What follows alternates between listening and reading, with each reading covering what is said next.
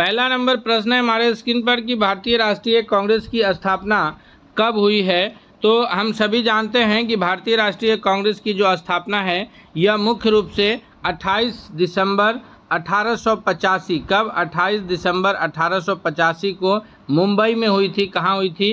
मुंबई में गोकुलदास तेजपाल संस्कृत कॉलेज में हुई थी। और पहले जो अध्यक्ष रहे वो व्योमेश चंद्र बनर्जी रहे और संस्थापक के रूप में एलन ऑक्टेवियन ह्यूम यानी एवे ह्यूम जाने जाते हैं, जो एक अंग्रेज अधिकारी थे। अगले प्रश्न की ओर बढ़ते हैं। सवाल नंबर दूसरा है कि बंगाल विभाजन कब हुआ था। तो बंगाल का विभाजन जो दो रूप में हुआ था, एक पूर्वी बंगाल और एक पश्चिमी बंगाल के रूप में मुख्य रूप से।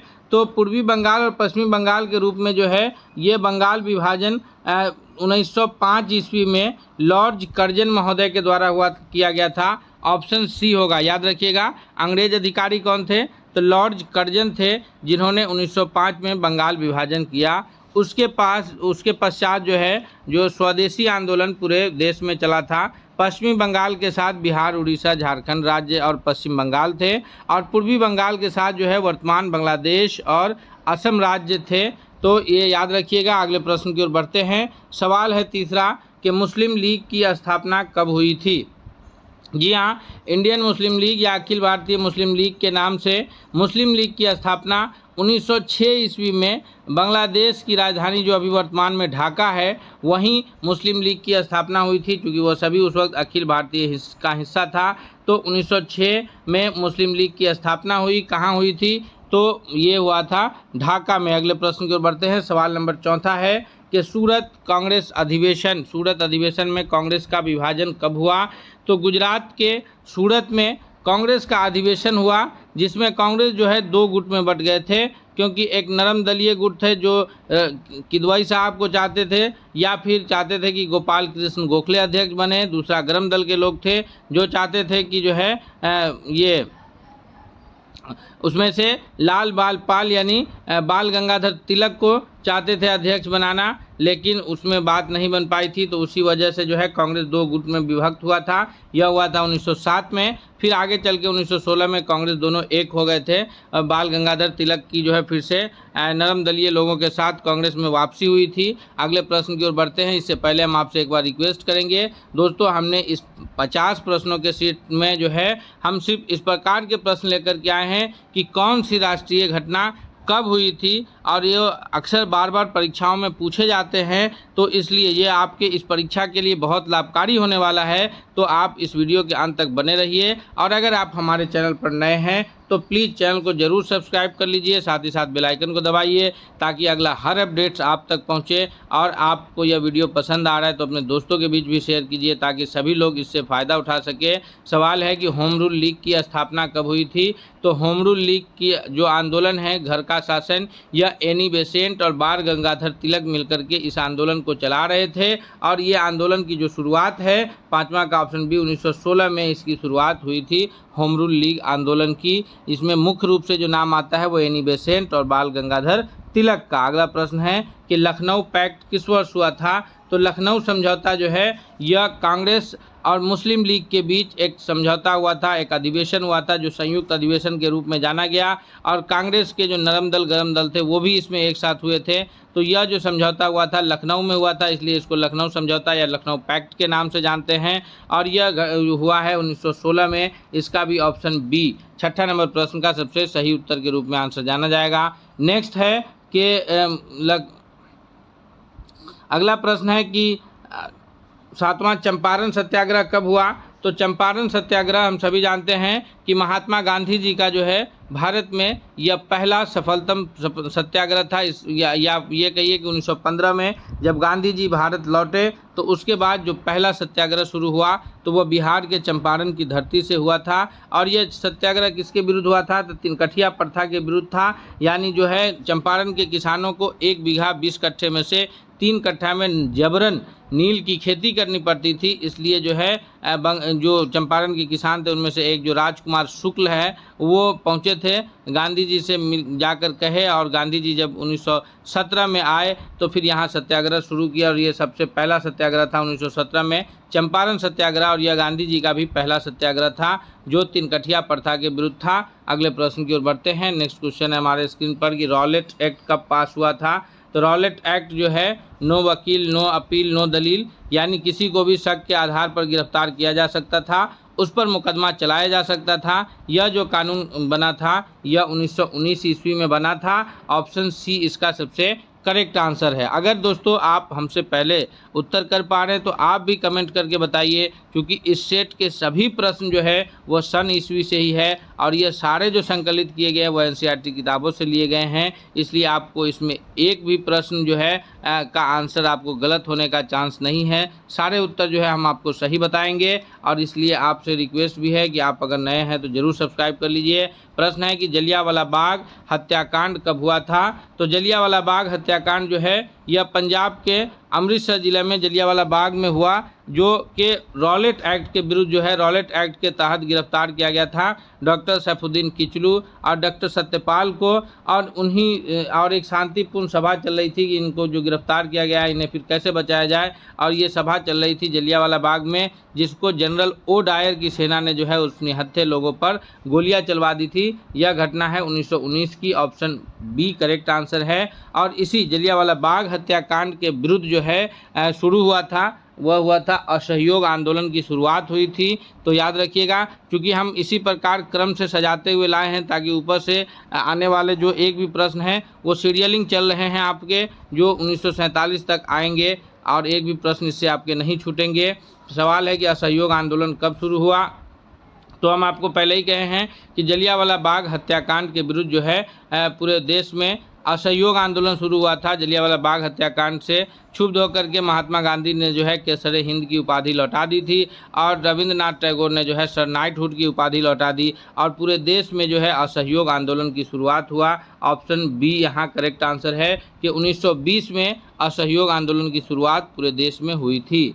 सवाल अगला है कि चौरा चौरी कांड जो है यह कब हुआ था। तो चौरी चौरा कांड जो है यह उत्तर प्रदेश के गोरखपुर जिले में चौरी चौरा कांड की घटना हुई थी, जिसमें जो है एक पुलिस स्टेशन को पूरे जलाया गया था, जिससे गांधी जी जो है क्योंकि हिंसात्मक किसी भी आंदोलन के सपोर्ट में नहीं थे, इसलिए गांधी जी जो है ये होकर के इस घटना से दुखी होकर के ये असहयोग आंदोलन को वापस ले लिए थे। ऑप्शन बी करेक्ट आंसर है यहाँ पर कि 1922 में चौरा चौरी घटना हुई। और याद रखिएगा, चौरी चौरा कांड के बाद जो है असहयोग आंदोलन को गांधी जी अचानक से स्थगित कर दिए थे।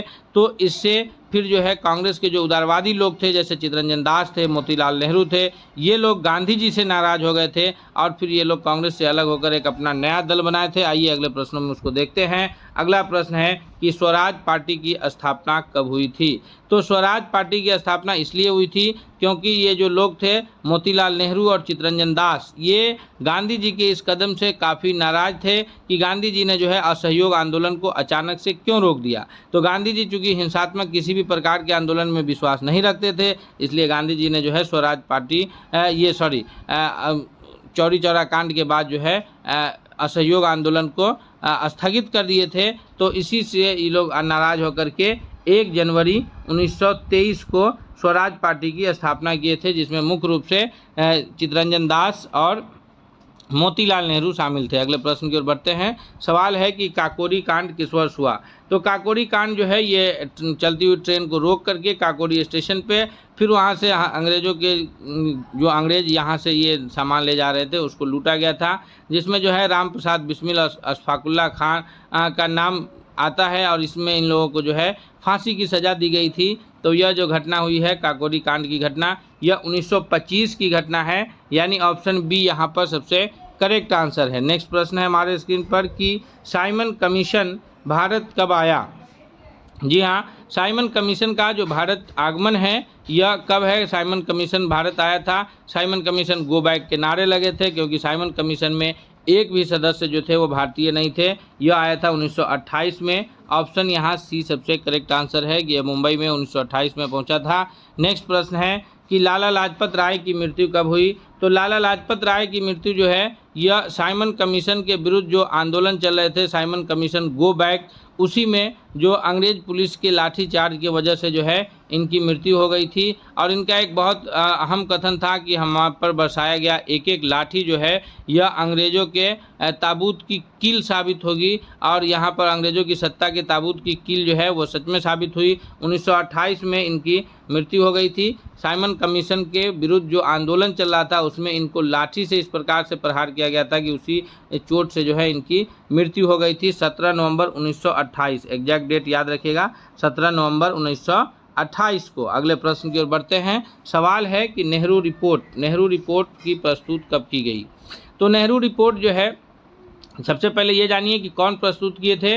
नेहरू रिपोर्ट से आप कंफ्यूज नहीं होइएगा कि पंडित जवाहरलाल नेहरू किए होंगे। नेहरू रिपोर्ट प्रस्तुत किए थे पंडित जवाहरलाल नेहरू के पिता मोतीलाल नेहरू, जो कि 1928 में ही प्रस्तुत किया गया था। ऑप्शन बी करेक्ट आंसर है। चूँकि अंग्रेज़ों ने कहा था कि आप अपना एक संविधान बना करके दीजिए कि हम माने कि आप अपने हिसाब से चलाएंगे, तो उसी में जो है ये नेहरू इनके अध्यक्षता में मोतीलाल नेहरू की अध्यक्षता में एक रिपोर्ट प्रस्तुत किया गया था जिसको नेहरू रिपोर्ट के नाम से जाना गया। नेक्स्ट प्रश्न है कि लाहौर अधिवेशन में पूर्ण स्वराज की घोषणा कब हुई। तो कांग्रेस के लाहौर में अधिवेशन हुआ जिसकी अध्यक्षता जो है पंडित जवाहरलाल नेहरू कर रहे थे, और उसी में पूर्ण स्वराज की मांग की गई थी। और उसी में जो है रावी नदी के तट पर जो है 26 जनवरी 1930 को झंडा फहरा करके जो है पूर्ण स्वाधीनता दिवस भी मनाया गया था। तो यह हुआ था 1929 में, और 26 जनवरी 1930 को जो है स्वाधीनता दिवस रावी नदी के तट पर झंडा फहरा करके मनाया गया। यही कारण है कि जब हमारा संविधान बन करके तैयार हुआ तो उसको पूर्ण रूप से लागू 26 जनवरी को किया गया था, क्योंकि वो 26 जनवरी 1930 में, इससे पूर्व यानी 1947 से पूर्व 26 जनवरी 1930 को लोगों ने स्वाधीनता दिवस मना लिया था। तो उस तिथि को याद रखने के लिए जो है जब हमारा संविधान 26 नवंबर 1949 को बन करके तैयार हो गया तो उसे पूर्ण रूप से लागू 26 जनवरी 1950 को इसीलिए किया गया था। याद रखिएगा, कन्फ्यूज नहीं होना है। नेक्स्ट प्रश्न है कि नमक सत्याग्रह कब शुरू हुआ। तो नमक सत्याग्रह या डांडी मार्च या फिर इसको आप सविनय अवज्ञा आंदोलन कहिए, ये तीनों जो है एक ही है कि नमक, चूँकि जो है सविनय अवज्ञा आंदोलन की शुरुआत दांडी मार्च से हुई थी और नमक कानून तोड़ करके जो है सविनय अवज्ञा आंदोलन की शुरुआत हुई, इसीलिए उसे नमक सत्याग्रह के नाम से भी जानते हैं। यह शुरुआत हुई है 12 मार्च 1930 को। गांधी जी अपने जो है 78 अनुयायी के साथ साबरमती आश्रम से निकले थे और पूरे 24 दिन की यात्रा के पश्चात 6 अप्रैल 1930 को दांडी में नमक बना करके नमक कानून को तोड़े थे, तो इसलिए उसको नमक सत्याग्रह के नाम से भी जानते हैं। और इसकी शुरुआत 1930 में हुई। ऑप्शन ए करेक्ट आंसर हो जाएगा। और चूँकि यहाँ से सविनय अवज्ञा आंदोलन की भी शुरुआत हुई है तो सविनय अवज्ञा आंदोलन की शुरुआत भी 1930 से मानी जाती है। अगले सवाल की ओर बढ़ते हैं। नेक्स्ट प्रश्न है कि गांधी इरविन समझौता कब हुआ। तो जब सविनय अवज्ञा आंदोलन चल रहा था उसी बीच जो है लंदन में पहला गोलमेज सम्मेलन हुआ जिसमें कांग्रेस ने हिस्सा नहीं लिया। और पहला गोलमेज सम्मेलन में जब कांग्रेस हिस्सा नहीं लिया, गांधी जी या कोई वहाँ नहीं गए, तो इन सब से ये होकर के यहाँ पर भारत में लॉर्ड इरविन का शासन था। तो उन्होंने गांधी जी के साथ जो है 5 मार्च 1931, कब याद रखिएगा, 5 मार्च 1931 को गांधी जी और लॉर्ड इरविन के बीच जो है एक समझौता होता है जिसको गांधी इरविन समझौता के नाम से जाना जाता है। यह 1931 में होता है। ऑप्शन डी करेक्ट आंसर है। क्योंकि यह समझौता दिल्ली में होता है इसलिए इसको दिल्ली समझौता के नाम से भी जाना जाता है। अगले प्रश्न की ओर बढ़ते हैं। सवाल है कि द्वितीय गोलमेज सम्मेलन कब हुआ। द्वितीय गोलमेज सम्मेलन जो है यह 1931 में हुआ है। क्योंकि प्रथम जो ये गांधी इरविन जो समझौता हुआ उसी में यह बात तय हुआ था कि गांधी जी जो है या कांग्रेस जो है ये जाएंगे गोलमेज सम्मेलन में हिस्सा लेंगे। तो कांग्रेस के एकमात्र प्रतिनिधि यानी इकलौते प्रतिनिधि के रूप में गांधी जी जो है वो लंदन जाकर के द्वितीय गोलमेज सम्मेलन में हिस्सा लिए थे। और कांग्रेस सिर्फ इसी गोलमेज सम्मेलन में हिस्सा ली। उसके बाद फिर तीसरा गोलमेज सम्मेलन हुआ तो उसमें भी कांग्रेस नहीं गई और गांधी जी एकमात्र कांग्रेस के प्रतिनिधि के रूप में गए थे। यह हुआ था 1931। ऑप्शन बी इसका करेक्ट आंसर है। नेक्स्ट सवाल की ओर बढ़ते हैं। तृतीय गोलमेज सम्मेलन कब हुआ। तो तृतीय गोलमेज सम्मेलन जो है यह हुआ है 1932 में। ऑप्शन ए इसका करेक्ट आंसर हो जाएगा। नेक्स्ट प्रश्न है हमारा कि पूना समझौता कब हुआ। तो पूना समझौता जो है वो रैमजे मैकडोनाल्ड का जो सांप्रदायिक पंचायत आया था जिसके अंतर्गत जो है दलितों के लिए पृथक निर्वाचन की व्यवस्था की गई थी, उससे गांधी जी नाराज हुए थे। गांधी जी उस वक्त यरवदा जेल में थे और फिर वहीं इन्होंने अनशन शुरू कर दिया। तो पुणे में ही जो है गांधी जी के साथ भीमराव अंबेडकर की एक समझौता हुआ, जिसके जो है पूना समझौता के नाम से उसे जाना गया, और यह हुआ था 1932 में। ऑप्शन सी इसका करेक्ट आंसर होगा। गांधी जी और भीमराव अंबेडकर के बीच 1932 में पूना समझौता हुआ, और इसके पश्चात गांधी जी जो है 1932 में ही हरिजन सेवक संघ की स्थापना किए थे। अगले प्रश्न की ओर बढ़ते हैं दोस्तों। इससे पहले हम आपसे फिर एक बार अब रिक्वेस्ट करेंगे कि हमने एक एक महत्वपूर्ण प्रश्न जो सन ईस्वी से आते हैं और आप उसमें कंफ्यूज हो जाते हैं, उसको लेकर के आज आए हैं। तो आपसे रिक्वेस्ट है कि अगर आप हमारे चैनल पर नए हैं तो प्लीज़ आप चैनल को सब्सक्राइब करते हुए बेल आइकन को दबाइए, और अगला हर अपडेट्स मिले इसके लिए आप हमारे चैनल के साथ बने रहिए। और यह क्लास अगर आपको पसंद आ रहा है तो इसे अपने दोस्तों के बीच भी शेयर कीजिए, ताकि सभी लोग इससे बेहतर फ़ायदा उठा सके। सवाल है कि भारत सरकार अधिनियम कब पारित हुआ था? तो भारत सरकार अधिनियम जो है यह 1935 ईस्वी में। कब? 1935। ऑप्शन सी इसका सबसे करेक्ट आंसर है कि भारत सरकार अधिनियम 1935 में पारित हुआ। नेक्स्ट प्रश्न है कि फॉरवर्ड ब्लॉक की स्थापना कब की गई थी? तो फॉरवर्ड ब्लॉक की स्थापना जो है यह 1938 ईस्वी में किया गया है। 1939 में। ऑप्शन बी इसका सबसे करेक्ट आंसर है। फॉरवर्ड ब्लॉक की स्थापना हुई है। नेक्स्ट है कि क्रिप्स मिशन भारत कब आए? तो क्रिप्स मिशन का जो भारत में आगमन है यह है 1942 ईस्वी में, और इसी क्रिप्स मिशन को जो है महात्मा गांधी जी ने जो है पोस्ट डेटेड चेक कहा था। ऑप्शन बी याद रखिएगा कि क्रिप्स मिशन 1942 में भारत आए, और गांधी जी ने जो है क्रिप्स को प्रस्ताव को पोस्ट डेटेड चेक कहा था, यानी एक ऐसा चेक जो ऑलरेडी एक्सपायर हो चुका है। नेक्स्ट है कि भारत छोड़ो आंदोलन, जो कि समझिए कि सबसे अहम आंदोलन रहा, और ये भारत के स्वतंत्रता से पूर्व जो है एक सबसे ये आंदोलन रहा, और इसके बाद जो है भारत को स्वतंत्रता में एक बड़ी सफलता मिली थी। इसकी शुरुआत कब हुई? तो 8 अगस्त 1942 को प्रस्ताव पास हुआ। 9 अगस्त 1942 को बाज़ाब्ता शुरुआत हुई, और उसी दिन जो है गांधी जी लोगों को गिरफ्तार करके यहाँ जो है महाराष्ट्र के आगा खां पैलेस में रखा गया था। फिर इधर पटना में जो है ये डॉक्टर राजेंद्र प्रसाद लोगों को गिरफ्तार करके जो है इनको बांकीपुर जेल में रखा गया। इसकी शुरुआत 1942 में हुई है। ऑप्शन बी करेक्ट आंसर है। और चूंकि यह अगस्त महीने में हुई है, इसीलिए भारत राष्ट्रीय आंदोलन में इसको जो है अगस्त की क्रांति के नाम से भी जाना। बढ़ते हैं।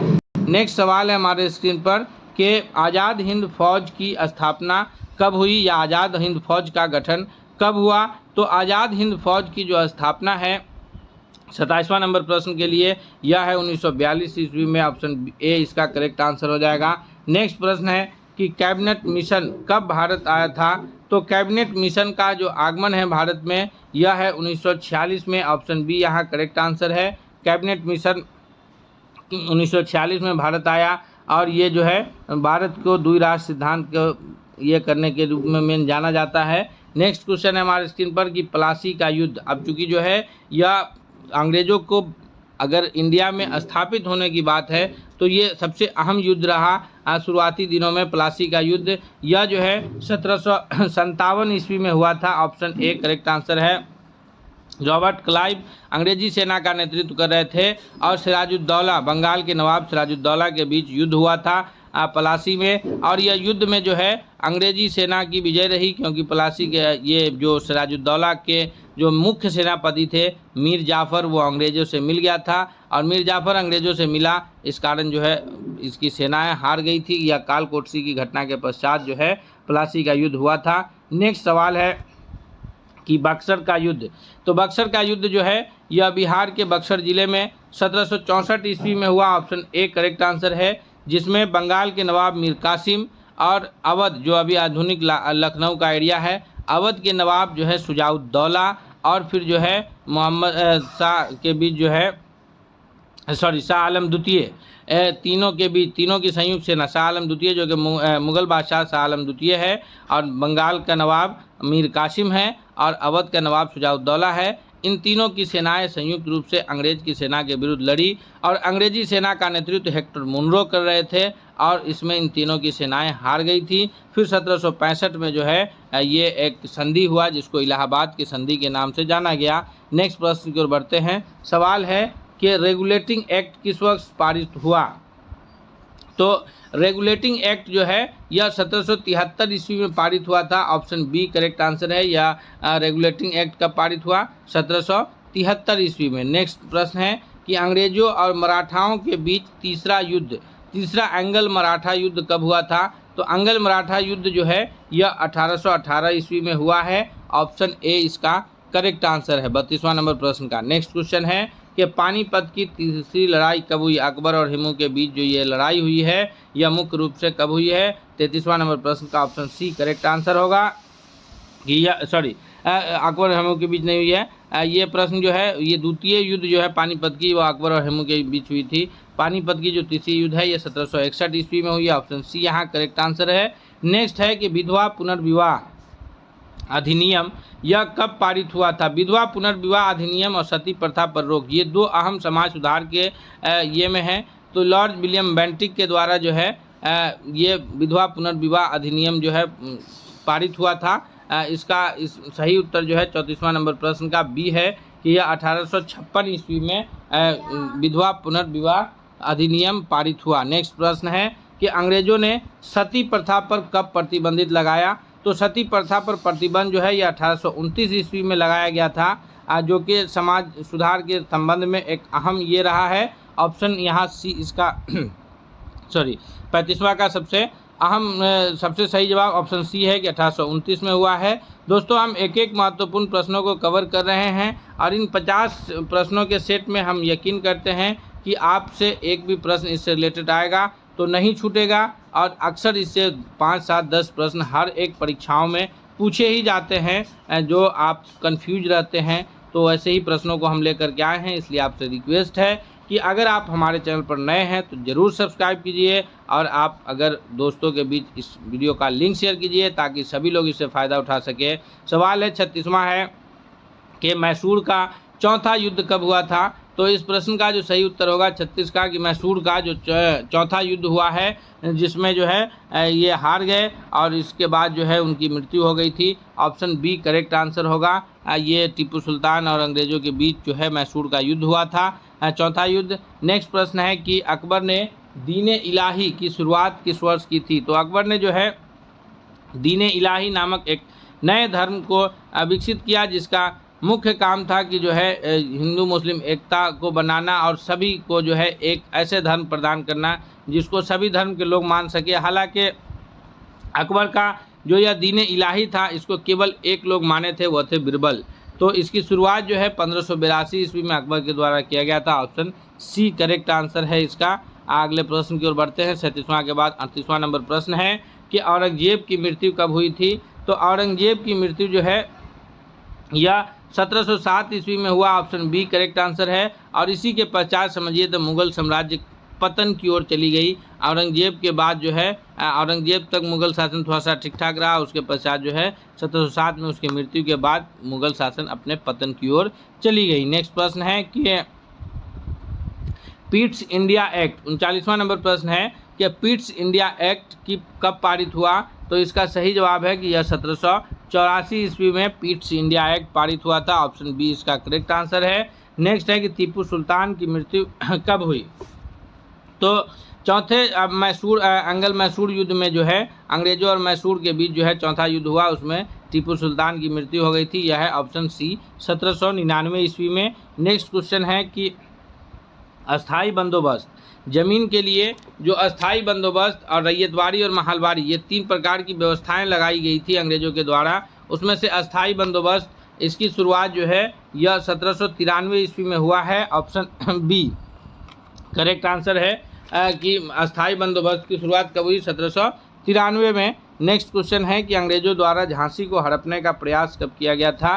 तो लॉर्ड डलहौजी एक अंग्रेज़ अधिकारी रहे हैं जिनका काम था कि जिस भी राजघराने के पास जो है अगर ये वारिस नहीं हुए तो वो उस राजघराने को जो है की संपत्ति पर सरकारी अधिकार जमाने का ये किए और इसी के तहत जो है झांसी, संबलपुर, सतारा इन जगहों को हड़पने का प्रयास किया गया था।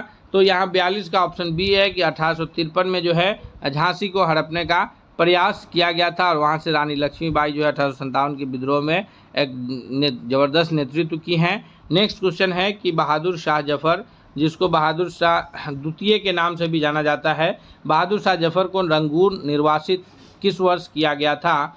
तो इसका सही उत्तर है ऑप्शन बी कि 1857 के विद्रोह के पश्चात 1858 में इन्हें रंगून भेज दिया गया था। ये अंतिम मुगल बादशाह के रूप में जाने जाते हैं। इनके दो बेटे थे, दोनों बेटों का सर जो है काट करके और जो है रंगून में भेज दिया, और इसी में इन्होंने कही थी इनके दो उर्दू के बहुत अहम शेर मशहूर हुए थे। एक तो ये इन्होंने कहा था कि कितना है बदनसीब जफ़र कफन के लिए, 2 गज जमी भी नहीं मिली कोई यार में, यानी अपने घर में 2 गज जमी नहीं मिली। और दूसरा एक शेर था कि जिसमें इन्होंने कहा था कि तख्त लंदन गाजियों में बू रहेगी जब तलक ईमान की, तख्त लंदन तक चलेगी तेग हिंदुस्तान की। तेग बोलते हैं तलवार को। जब इनके बेटे का सर काट कर भेज दिया तब इन्होंने कहते कि हम लंदन तक जो है ये करेंगे। और एक दिन आया कि 1857 में जो विद्रोह हुआ और 1947 में हमारा देश जो है स्वतंत्र हुआ, यानी उससे 100 साल भी नहीं गुजरा था, लेकिन हमारा देश उससे पहले स्वतंत्र हो गया। एक लंबी लड़ाई लड़नी पड़ी थी। अगले प्रश्न की ओर बढ़ते हैं। सवाल है कि लॉर्ड कॉर्नवालिस ने बंगाल के प्रशासन में कब सुधार किए? तो इस 44वां नंबर प्रश्न का ऑप्शन डी सही उत्तर है कि यह 1793 ईस्वी में हुआ था। नेक्स्ट क्वेश्चन है कि प्लासी के युद्ध के बाद बंगाल पर कंपनी का नियंत्रण कब शुरू हुआ? तो इसका सही उत्तर क्या होगा? 45वां नंबर प्रश्न का जो सही उत्तर है ऑप्शन बी है कि 1765 ईस्वी में। चूँकि प्लासी का युद्ध 1757 में हुआ, उसके बाद जो है ये 1764 में बक्सर का युद्ध हुआ, और बक्सर के युद्ध के बाद जो है कंपनी का शासन मुख्य रूप से शुरू हुआ था बंगाल में। अगले प्रश्न की ओर बढ़ते हैं। नेक्स्ट क्वेश्चन है कि ब्रह्म समाज की स्थापना कब हुई थी? तो इस 46वां नंबर प्रश्न का जो सही उत्तर है कि ब्रह्म समाज की स्थापना 1828 ईस्वी में हुई है। ऑप्शन ए करेक्ट आंसर है।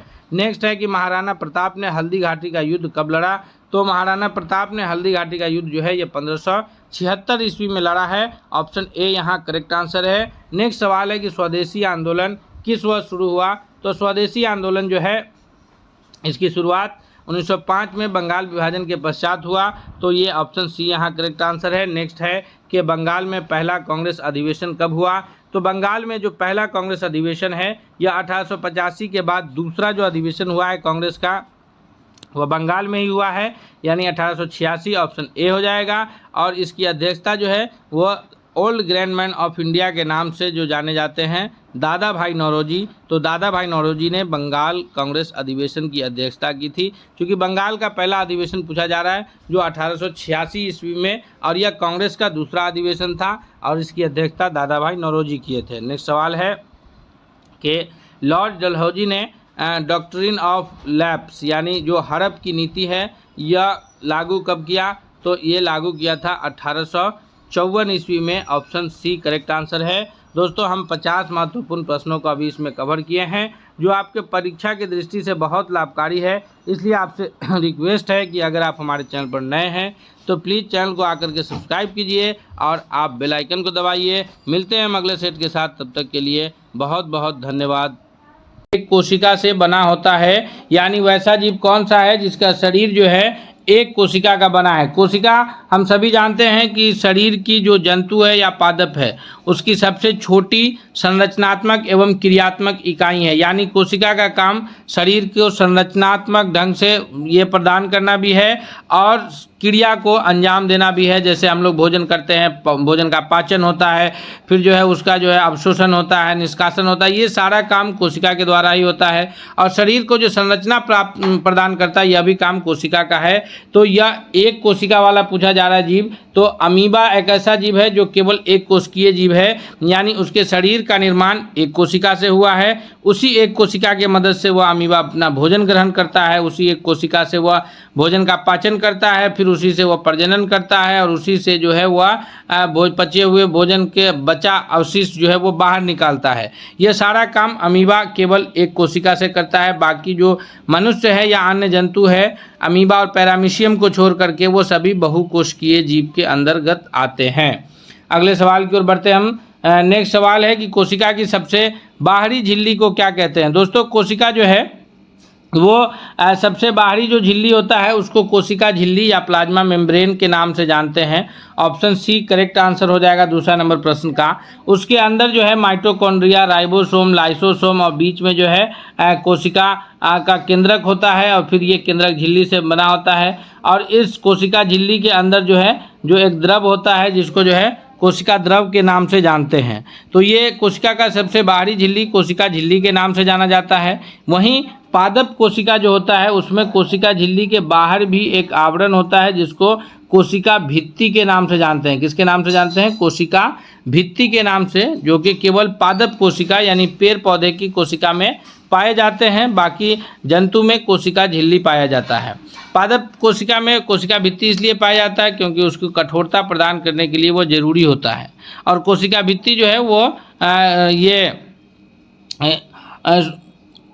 या बाहरी सबसे कोशिका झिल्ली के बाहरी आवरण है। उसके बाद कोशिका भित्ति के बाद कोशिका झिल्ली होता है। फिर उसके अंदर जो है कोशिका के जो अंग हैं जैसे राइबोसोम, लाइसोसोम, माइटोकॉन्ड्रिया ये सारे पाए जाते हैं। अगले सवाल की ओर बढ़ते हैं। सवाल है कि इलेक्ट्रॉन का आवेश होता है।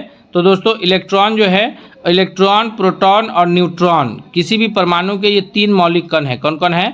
इलेक्ट्रॉन, प्रोटॉन और न्यूट्रॉन। इलेक्ट्रॉन की खोज जो है जे थॉमसन ने किया था, प्रोटॉन की खोज गोल्डस्टीन ने किया था और न्यूट्रॉन की खोज जेम्स चैडविक ने किया था। इलेक्ट्रॉन पर हमेशा ऋणात्मक चार्ज होता है यानी ऑप्शन बी सही जवाब हो जाएगा।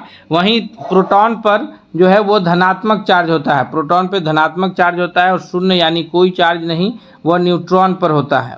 न्यूट्रॉन पर शून्य चार्ज होता है। इस प्रकार तीसरा का ऑप्शन बी सबसे सही जवाब है। चौथा नंबर प्रश्न है हमारे स्क्रीन पर कि पाचन तंत्र का सबसे लंबा अंग कौन सा है? जी हाँ, पाचन तंत्र का जो सबसे लंबा अंग है चौथा नंबर प्रश्न के लिए वो है ऑप्शन सी के छोटी आंत जो है वो पाचन तंत्र का सबसे लंबा अंग है। ऑप्शन सी इसका सबसे करेक्ट आंसर हो जाएगा। दोस्तों हम एक एक प्रश्नों को आपको उसके उत्तर के व्याख्या के साथ जो है बताते चलेंगे, इसलिए आपसे रिक्वेस्ट भी है कि अगर आप हमारे चैनल पर अब तक नए हैं, चैनल को सब्सक्राइब नहीं किया है तो प्लीज़ आप चैनल को सब्सक्राइब करते हुए बेल आइकन को दबा लीजिए ताकि अगला हर अपडेट्स आप तक सबसे पहले पहुंचेगा। सवाल अगले की ओर बढ़ते हैं। अगला सवाल है कि मनुष्य में रक्त संचार प्रणाली में मुख्य अंग कौन सा है? यानी मनुष्य के शरीर में सभी अंगों में रक्त को पहुंचाने का जो कार्य है वो कौन करता है?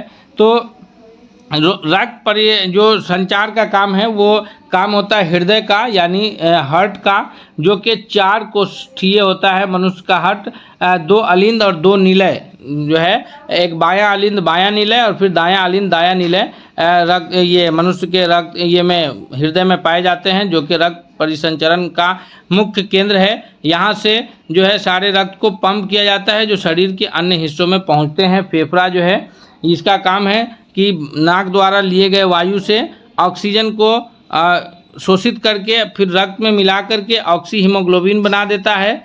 फिर जो हार्ट है, हृदय है, वो उसको पंप करता है, पूरे शरीर में पहुंच जाता है। गुर्दा का काम है कि डायलिसिस करता है यानी जो अपशिष्ट पदार्थ है उसे छानता है। और तो इस प्रकार जो है ये चारों हमारे अंग हैं, इसका अलग अलग कार्य है। यकृत जो है या लीवर जिसको कहते हैं, ये शरीर की सबसे बड़ी ग्रंथि के रूप में जानी जाती है।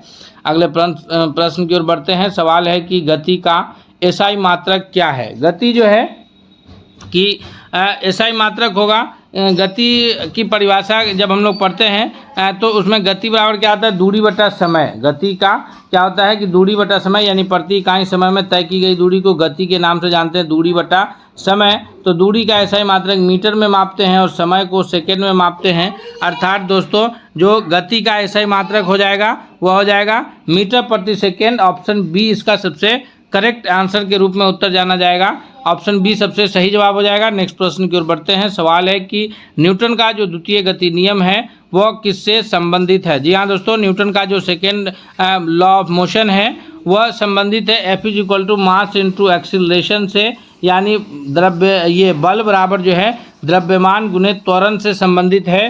तो इसके लिए सातवां का ऑप्शन बी सबसे सही जवाब के रूप में उत्तर जाना जाएगा। अगर आप हमसे पहले उत्तर कर पा रहे हैं तो आप कमेंट करके ज़रूर बताएं और आप इस वीडियो के अंत में ज़रूर बताएंगे कि जो है आपने अब तक जो है कितने प्रश्नों को टोटल सही किया है, ताकि इससे हमें अंदाज़ा ये मिल सके कि आप कितना प्रश्न सही कर पा रहे हैं। दोस्तों अगले प्रश्न की ओर बढ़ते हैं। सवाल है कि किसी वस्तु पर कार्य तभी होता है जब, तो जब हम किसी वस्तु पर कार्य को परिभाषित कैसे करेंगे। तो विज्ञान जो है कार्य को और ग्रामर कार्य को अलग अलग तरह से परिभाषित करता है। ग्रामर का कहना है, जब आप व्याकरण पढ़ेंगे, इंग्लिश ग्रामर पढ़ेंगे, तो उसमें कहा जाता है कि सबसे सिंपल पहचानने का तरीका होता है कि जिस शब्द के अंत में ना लग गया वो कार्य है, जैसे खाना, सोना, दौड़ना, पढ़ना, लिखना, ये सारे जो है एक्शन वर्ड है, यानी इससे सबसे जो है कार्य के होने का बोध हो रहा है। जैसे हम लोग लिख रहे हैं बैठ करके, तो यहाँ पर जो साइंस है इसका कहना है कि कार्य वर्क जो है यहाँ पर यह तभी होगा जब हम किसी वस्तु पर बल लगाएंगे और बल लगाने के वजह से उसमें कुछ विस्थापन आए तो कार्य होगा। यानी कि अगर हम बल लगा रहे हैं और कोई विस्थापन नहीं है, कोई गाड़ी रोड पर खड़ी है, हम कंटिन्यू पूरे 1 घंटा से उसको बल लगा रहे हैं, लेकिन वो गाड़ी जो है 1 इंच आगे पीछे नहीं हो पा रहा है, यानी हमारे द्वारा किया गया कार्य शून्य होगा। भले हम कितना भी न्यूटन का बल लगा लें, हमारी ऊर्जा का ह्रास हो जाएगा, ऊर्जा हमारा खपत हो जाएगा, लेकिन हमारे द्वारा किया गया कार्य शून्य होगा।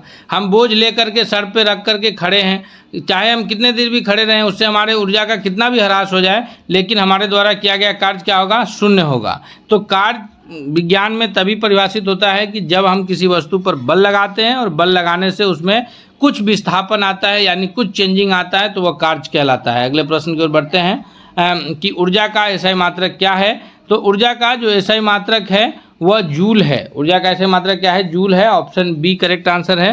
कैलोरी और किलो कैलोरी इसके अन्य मात्रक के रूप में जाने जाते हैं। नेक्स्ट प्रश्न की ओर बढ़ते हैं। सवाल है कि ध्वनि की इकाई क्या है। तो ध्वनि की जो इकाई है, ध्वनि को मापा जाता है डेसिबल में। ऑप्शन इसका 10वां नंबर प्रश्न का सी सबसे सही जवाब के रूप में उत्तर जाना जाएगा। अगले प्रश्न की ओर बढ़ते हैं। सवाल नेक्स्ट है हमारे स्क्रीन पर कि प्रकाश की किरण वायु से जल में जाने पर मुड़ती है, यह किसका उदाहरण है। तो प्रकाश की किरण वायु से जब जल में जाती है तो वायु जो है वो थोड़ा सा विरल माध्यम है, वहीं उसके विपरीत जो है जल उससे घना माध्यम है। तो जब भी प्रकाश की किरण वायु से जल में या फिर जल से कांच में जाती है तो इस प्रकार जो है वो अपने अभिलंब की ओर मुड़ जाती है। और यानी कि विरल माध्यम से, जैसे हवा विरल माध्यम है, उससे जब प्रकाश की किरण सघन माध्यम में जाती है तो वह अभिलंब की ओर मुड़ जाती है, और यह घटना जो है अपवर्तन कहलाता है, यानी रिफ्रैक्शन के नाम से जानते हैं। ऑप्शन इसका बी सही जवाब के रूप में उत्तर हो जाएगा। अगला सवाल है हमारे स्क्रीन पर कि यदि किसी वस्तु का द्रव्यमान 10 किलोग्राम है, वस्तु का द्रव्यमान कितना है, 10 किलोग्राम है, तो उसका भार क्या होगा। जी हाँ दोस्तों, तो भार जो है वो न्यूटन में निकलता है। G = 9.8 मीटर पर सेकेंड है, तो हम लोग इसको 9.8 × 10 करेंगे तो ये आ जाएगा 98 न्यूटन। कितना आ जाएगा, 98 न्यूटन उसका भार होगा। अगर किसी वस्तु का द्रव्यमान जो है 10 किलोग्राम है तो उसका भार कितना होगा, 98 न्यूटन होगा। अगले प्रश्न की ओर बढ़ते हैं। नेक्स्ट सवाल है कि पृथ्वी पर किसी वस्तु का भार चंद्रमा की तुलना में क्या होता है। तो पृथ्वी पर अगर कोई वस्तु है तो चंद्रमा पर कोई वस्तु है, तो चंद्रमा पर जो वस्तु होगा उसको पृथ्वी पर लाया जाएगा तो उसका भार बढ़ जाएगा। या फिर इसको उल्टा समझिए कि अगर कोई पृथ्वी की वस्तु को चंद्रमा पर ले जाया जाए तो उसके भार में कमी आता है। तो यहाँ पर ऑप्शन बी सही जवाब होगा कि पृथ्वी पर किसी वस्तु का भार चंद्रमा की तुलना में पूछा जा रहा है तो चंद्रमा की तुलना में अधिक होगा। यानी कि अगर कोई 6 kg का वस्तु है पृथ्वी पर, वो चंद्रमा पर केवल 1 kg का रह जाता है। यानी चंद्रमा पर पृथ्वी का कितना हो जाता है, 1/6 हिस्सा उसका भार रह पाता है। ऑप्शन यहाँ ये याद रखिएगा आप कि उसी हिसाब से आप कम और ज़्यादा करके प्रश्न अगर आए तो बना सकते हैं। अगर प्रश्न पूछे कि यहाँ पर पृथ्वी पर 30 kg है तो चंद्रमा पर कितना होगा, तो चंद्रमा पर उसका वजन 5 kg हो जाएगा। या इसी के विपरीत पूछे कि कोई वस्तु चंद्रमा पर 5 kg है तो पृथ्वी पर, तो वहाँ पर आप गुना कर देंगे कि 30 kg हो जाएगा वजन। अगला सवाल है कि नए राष्ट्रों का निर्माण किस क्रांति के फलस्वरूप हुआ। जी हाँ दोस्तों, विज्ञान के बाद अब जो प्रश्न आए हैं यह इतिहास से संबंधित प्रश्न है। इसके बाद भूगोल और जो है विविध प्रकार के प्रश्नों को हम इसमें देखेंगे ताकि परीक्षा में आपसे कोई भी प्रश्न नहीं छूटे। आपसे ये भी रिक्वेस्ट है कि अगर आप चैनल पर अब तक नए हैं तो जरूर सब्सक्राइब कीजिएगा। नए राष्ट्रों का निर्माण किस क्रांति के फलस्वरूप हुआ था। तो नए राष्ट्रों का निर्माण जो है ये मुख्य रूप से फ्रांसीसी क्रांति, जो कि 1789 ईस्वी में फ्रांस में लुई 16वां के विरुद्ध हुआ था, उसी क्रांति का परिणाम था। जगह जगह नए राष्ट्र के निर्माण हुए। नेक्स्ट प्रश्न की ओर बढ़ते हैं। कह रहा है कि प्रथम विश्व युद्ध के बाद किस संधि ने जर्मनी को दंडित किया। तो तो प्रथम विश्व युद्ध सबसे पहले ये जानिए कि 1914 में शुरू हुआ और 1918 तक चला था। ऑस्ट्रिया के राजकुमार आर्कडिक फ्रांसिस फर्डिनेंड जो उसकी हत्या के बाद सेराजेवा हत्याकांड के बाद जो है, जो कि सेराजेवा में हत्या हुआ था, उसके बाद ये प्रथम विश्व युद्ध की शुरुआत हुई और ये 1918 तक चला था प्रथम विश्व युद्ध। इसकी समाप्ति जो है वर्साय की संधि के साथ होती है। वर्साय की संधि जर्मनी के ये मित्र राष्ट्र जो विजयी रहे थे प्रथम विश्व युद्ध में, तो इन्होंने वर्साय की संधि जर्मनी के साथ किया और इसमें जर्मनी को बुरी तरह दंडित किया था। जर्मनी को सेना रखने पर प्रतिबंध लगाया, वायुसेना जर्मनी की वायुसेना को ख़त्म कर दिया और भी जर्मनी के जो है अलग अलग उपनिवेशों पर कब्जा किया गया था। तो इससे जो है यह जर्मनी अपने आप को इसको जो है ये अपमानजनक संधि माना और वर्साय की संधि ही द्वितीय विश्व युद्ध का बीज बोया था, ये भी याद रखिएगा। अगले प्रश्न की ओर बढ़ते हैं। सवाल है कि किसे भारत का लौह पुरुष के नाम से जाना जाता है? तो लौह पुरुष के रूप में सरदार वल्लभ भाई पटेल जाने जाते हैं। ऑप्शन सी सबसे सही जवाब है। नेक्स्ट है कि हड़प्पा सभ्यता की खोज किस वर्ष हुई थी?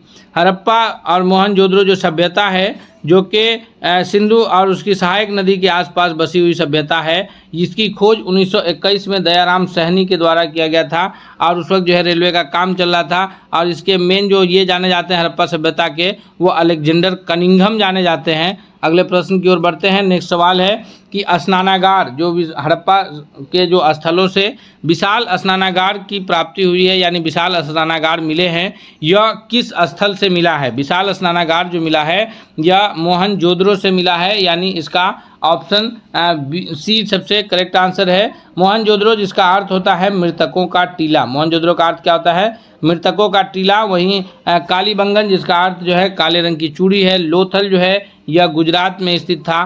भोगवा नदी के तट पर स्थित एक नगरीय सभ्य हड़प्पा सभ्यता का ही अंश है। अगले प्रश्न की ओर बढ़ते हैं। नेक्स्ट सवाल है कि अकबर के 9 रत्नों में से थे, तो अकबर के दरबार में जो 9 रत्न थे उसमें से मुख्य रूप से जो है, जो हमारे स्क्रीन पर आपको नाम दिख रहा है, अब्दुल रहीम खान खाना, मलिक कफूर, अमीर खुसरो और जो है फिरोज शाह तुगलक। तो ऑप्शन ए करेक्ट आंसर है, अब्दुल रहीम खान खाना थे।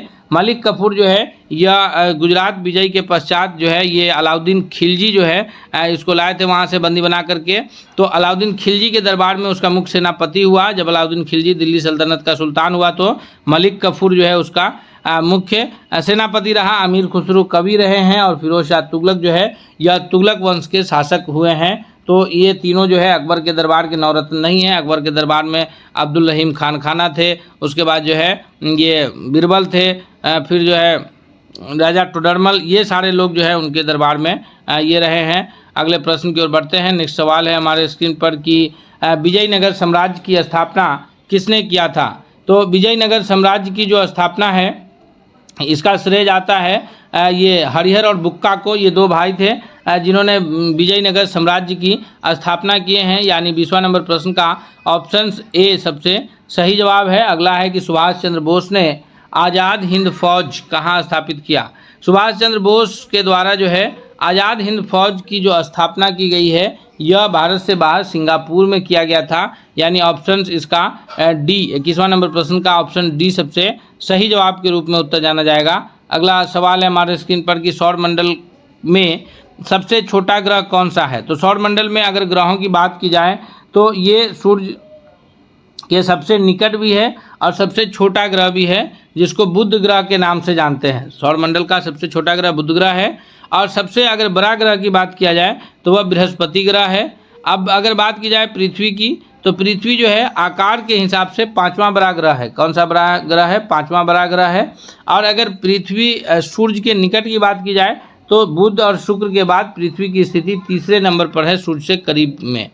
तो ये करीबी सूर्य से करीब के हिसाब से 3रा ग्रह है और अपने आकार में जो है यह 5वां बड़ा ग्रह है। अगले सवाल की ओर बढ़ते हैं। सवाल है कि भूमध्य रेखा की अक्षांशीय स्थिति क्या है? यानी जब आप पृथ्वी का ग्लोब पढ़ेंगे तो ग्लोब पर जो ये उत्तर दक्षिण ऊपर का हिस्सा उत्तरी ध्रुव, नीचे का हिस्सा दक्षिणी ध्रुव के नाम से जाना जाता है। वहीं जब आप ये उसको जो है उत्तर से दक्षिण की ओर काल्पनिक रेखाओं से खींचेंगे तो बीचों बीच में जो 0 डिग्री अक्षांश होता है उसको जो है भूमध्य रेखा के नाम से जानते हैं। ऑप्शन बी सबसे सही जवाब है। और 90 डिग्री उत्तर को जो है उत्तर ध्रुव कहते हैं, 23.5 डिग्री दक्षिण को मकर रेखा कहते हैं। इसी के विपरीत 23.5 डिग्री उत्तर को जो है कर्क रेखा कहते हैं। तो कर्क रेखा भारत से होकर के गुजरती है, भारत के 8 राज्यों से गुजरती है और 66.5 डिग्री उत्तर जो है या ये उत्तरी ध्रुव वृत्त के नाम से जाना जाता है। अगले सवाल की ओर बढ़ते हैं। नेक्स्ट सवाल है हमारे स्क्रीन पर कि पृथ्वी की 2 प्रमुख गतियां कौन सी है। दोस्तों विज्ञान और इतिहास के बाद अभी हम भूगोल के प्रश्न देख रहे हैं और भी विविध प्रकार के प्रश्न को हम इस सेट में देखेंगे जो आपके परीक्षा की दृष्टि से लाभकारी होगा। इसलिए आपसे रिक्वेस्ट है कि अगर चैनल पर नए हैं तो जरूर सब्सक्राइब कीजिए। आप हमारे चैनल के मेंबर बन सकते हैं और अगर आपको वीडियो पसंद आता है तो आप सुपर थैंक्स के जरिए जो है चैनल को हमारे मोटिवेट कर सकते हैं। अगला सवाल है 24वां कि पृथ्वी की 2 प्रमुख गतियाँ क्या है। पृथ्वी की जो 2 प्रमुख गतियाँ हैं वह है पृथ्वी जो अपने अक्ष पर घूमती है घूर्णन गति, जिसको पूरा करने में पृथ्वी को 24 घंटे का समय लगता है, और एक गति है परिक्रमण गति जिसको पूरा करने में पृथ्वी को 1 वर्ष कहिए, 12 महीना कहिए या फिर 365 दिन का समय लगता है। तो ये ऑप्शन सी सही जवाब हो जाएगा कि 2 गति है घूर्णन जो अपने अक्ष पर घूमती है, जिसके कारण घूर्णन गति के कारण रात और दिन की घटना होती है, और परिक्रमण गति के कारण जो है ऋतु में बदलाव आता है, यानी शरद ऋतु, गर्म ऋतु, वर्षा ऋतु, जो अन्य प्रकार की ऋतुएं हैं ये सारी ऋतु परिक्रमण गति के कारण होती है।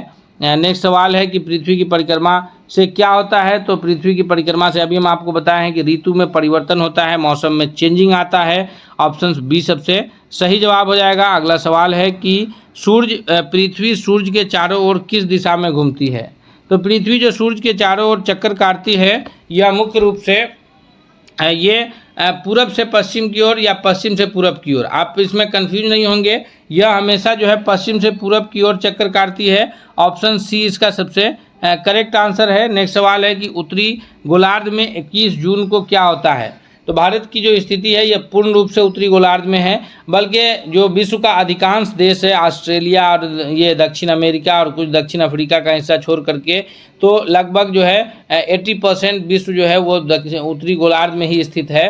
तो उत्तरी गोलार्ध में हर वर्ष 21 जून को सबसे बड़ा दिन यानी सबसे लंबा दिन और सबसे छोटी रात होती है, वो 21 जून की तिथि होती है। अर्थात यहाँ पर ऑप्शन बी 27वां नंबर प्रश्न का सबसे सही उत्तर के रूप में आंसर जाना जाएगा। अगला सवाल है कि पृथ्वी का झुकाव कितनी डिग्री है। तो पृथ्वी अपने अक्ष पर 23.5 डिग्री झुकी हुई है। कितनी झुकी हुई है। तो पृथ्वी अपने अक्ष पर 23.5 डिग्री झुकी है। ऑप्शन सी सही जवाब है। नेक्स्ट प्रश्न है कि किस उपकरण से दिशाओं का पता लगाया जाता है। जी हाँ, दिशा का पता लगाने वाला उपकरण कौन सा है। तो हम लोग दिशा का पता लगाने के लिए कंपास का यूज करते हैं। कंपास में एक बार मैग्नेट होता है जिसको जो है क्षण चुंबक के नाम से जानते हैं, जो हमेशा उत्तर दक्षिण दिशा में जाकर के रुकता है। उसकी जो सुई होती है कंपास की जो निडिल जिसको कहते हैं, तो वो हमेशा उत्तर दक्षिण दिशा में जाकर के रुकता है। तो उसका जो मेन सिरा होता है वो उत्तर होता है, उसके विपरीत दक्षिण होता है। फिर उससे हम पूरब पश्चिम का पता लगा लेते हैं। तो ये किससे लगाया जाता है। कंपास से। थर्मामीटर से ताप की माप करते हैं हम लोग। डॉक्टरी थर्मामीटर से शरीर का तापमान मापते हैं, और जो प्रयोगशाला में थर्मामीटर यूज होता है उससे जो है हम लोग ये ताप मापते हैं। बैरोमीटर है जिससे वायु दाब की माप की जाती है। टेलीस्कोप दूरबीन है जिससे हम दूर स्थित वस्तुओं को करीब करके देख सकते हैं। नेक्स्ट सवाल की ओर बढ़ते हैं। सवाल है कि मानचित्र में पहाड़ी को दर्शाने के लिए कौन सा रंग इस्तेमाल किया गया है। दोस्तों हम लोग जो प्रश्न आपके लिए लेकर के आए हैं ये सारे प्रश्न जो है एनसीईआरटी और एससीईआरटी की किताबों से तैयार किया गया है, इसलिए आप इन प्रश्नों को हल्के में ना लें। ये सारे प्रश्न आपको कन्फ्यूज करते हैं एग्जाम्स में। ये सवाल है कि कौन सी पहाड़ी को जो है दर्शाने के लिए है। तो भूरा रंग है। ऑप्शन सी इसका सही जवाब है। नेक्स्ट सवाल है कि विश्व पर्यावरण दिवस कब मनाया जाता है। अक्सर दिवस में हम लोग कन्फ्यूज हो जाते हैं। तो प्रत्येक वर्ष विश्व पर्यावरण दिवस जो है यह 5 जून की तिथि को मनाया जाता है, जिसका सही उत्तर ऑप्शन बी के रूप में आंसर जाना जाएगा। नेक्स्ट क्वेश्चन है हमारे स्क्रीन पर कि अंतर्राष्ट्रीय योग दिवस इंटरनेशनल जो है योगा डे, तो ये योग दिवस प्रत्येक वर्ष अब जो है 21 जून की तिथि को मनाया जाता है। जून के महीने में 5 जून की तिथि को क्या मनाते हैं। तो 5 जून की तिथि को जो है विश्व पर्यावरण दिवस मनाते हैं। 1 मई को जो है मजदूर दिवस मनाते हैं, और 31 अक्टूबर को जो है लौह पुरुष सरदार वल्लभ भाई पटेल की जयंती या फिर जो है उसमें एकता दिवस के रूप में मनाया जाता है। नेक्स्ट सवाल की ओर बढ़ते हैं। सवाल है कि राष्ट्रीय विज्ञान दिवस प्रत्येक वर्ष कब मनाते हैं। तो राष्ट्रीय विज्ञान दिवस जो है यह प्रत्येक वर्ष जो है 28 जनवरी को मनाया जाता है। ऑप्शन ए इसका सबसे करेक्ट आंसर के रूप में उत्तर जाना जाएगा। अगला सवाल है कि विश्व जल दिवस ये कब मनाया जाता है? तो विश्व जल दिवस जो है ये प्रत्येक वर्ष मनाया जाता है। ये तिथि बहुत इंपॉर्टेंट है इसलिए कि जब आप बिहार से रिलेटेड एग्जाम देते हैं तो उसमें ये तिथि महत्वपूर्ण हो जाता है कि 22 मार्च की तिथि को विश्व जल दिवस और उसी दिन बिहार दिवस भी मनाया जाता है। तो ये 2 दिवस जो है 22 मार्च की तिथि को मनाया जाता है। अभी पिछले प्रश्न में आपको कहे हैं कि 5 जून को जो है ये पर्यावरण दिवस मनाते हैं, 1 मई को मजदूर दिवस मनाते हैं। आप हमारे साथ याद करते चलिए ताकि आपको अलग से याद करने की आवश्यकता नहीं पड़े। नेक्स्ट सवाल है कि संविधान दिवस कब मनाया जाता है? तो प्रत्येक वर्ष संविधान दिवस जो है यह 26 नवंबर की तिथि को मनाया जाता है, क्योंकि 26 नवंबर 1949 को भारतीय संविधान निर्माताओं ने संविधान को अंगीकृत किया था। तो 26 नवंबर की तिथि को संविधान दिवस मनाते हैं। दोस्तों, हम लोग इतिहास, भूगोल, विज्ञान और जो है विविध प्रकार के प्रश्नों को देख रहे हैं। हम उम्मीद करते हैं कि ये सारे प्रश्न आपकी परीक्षा की दृष्टि से बहुत लाभकारी होगा और परीक्षा में इससे आपको बहुत फ़ायदा हासिल होगा। इसलिए हम आपसे रिक्वेस्ट करते हैं कि चैनल पर नए हैं तो जरूर सब्सक्राइब कीजिए। साथ ही साथ आप हमारे चैनल के मेंबर भी बन सकते हैं। आप चैनल सब्सक्राइब के बगल में आप मेंबर बन सकते हैं और आपको अगर क्लास पसंद आ रहा है हमारा तो आप हमें सुपर थैंक्स भेज करके हमारी जो है हमें सपोर्ट कर सकते हैं। सवाल है कि जन गण मन के किसने लिखा था, यानी जन गण मन जो है ये लेखक कौन है? तो जन गण मन के जो लेखक हैं ये है जो हमारा राष्ट्रगान, इसके लेखक रविंद्रनाथ टैगोर हैं। ऑप्शन सी सही जवाब होगा। और ये 2 राष्ट्र के लेखक हैं, एक हमारा देश भारत जिसके लेखक जन गण मन के लेखक जो है रविंद्रनाथ टैगोर है, दूसरा है बांग्लादेश जिसका जो राष्ट्रगान है अमार सुनार बंगला, उसके भी लेखक रविंद्रनाथ टैगोर जी ही है। इन्होंने ही महात्मा गांधी को महात्मा कहा था। अगले सवाल की ओर बढ़ते हैं। सवाल है कि गणित में पाई, जब आप गणित बनाते हैं तो पाई का मान लगभग कितना होता है? तो पाई का मान वैसे तो जो है 22/7 लिखा जाता है, 22/7 22/7 के रूप में जानते हैं। लेकिन जहाँ पर ये मान आपको नहीं दिखे वहाँ आप 3.14 पाई का मान याद रखिएगा। अगला सवाल है कि कंप्यूटर का मस्तिष्क, क्योंकि ये जब भी आप कंप्यूटर बेस्ड एग्जाम दे रहे हो तो जानिए कंप्यूटर से रिलेटेड भी प्रश्नों को क्योंकि पूछा जा सकता है। तो कंप्यूटर जो है ये इसका मस्तिष्क कहा जाता है CPU को, सेंट्रल प्रोसेसिंग यूनिट। पूरा नाम क्या है CPU का? Central processing unit. याद रखिएगा, सेंट्रल प्रोसेसिंग यूनिट क्या है? सेंट्रल प्रोसेसिंग यूनिट इसका पूरा नाम है। ये दिमाग है, ये कंप्यूटर को जो भी कमांड दिए जाते हैं यही प्रोसेस करता है। कीबोर्ड, माउस जो है यह इनपुट डिवाइस है, यानी इसके जरिए हम कंप्यूटर को कोई कमांड देते हैं, कोई काम करने के लिए बताते हैं। तो इनपुट डिवाइसेस कौन? कीबोर्ड और माउस।